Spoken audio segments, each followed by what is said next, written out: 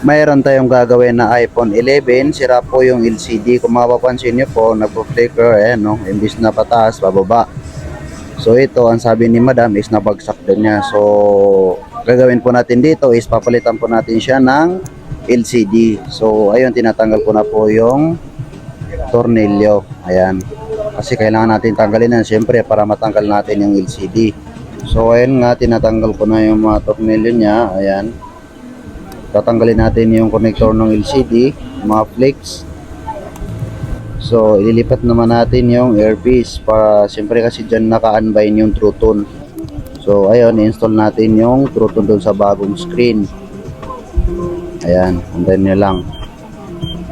Ayun, pumasok na. Siyempre, ibabalik din natin yung mga tinanggal natin. Ayan, may True Tone na rin po siya. So, maraming salamat po sa pagtuloy na pasuporta nyo po kay Cellphone Repair TV. Kung may matanong po kayo,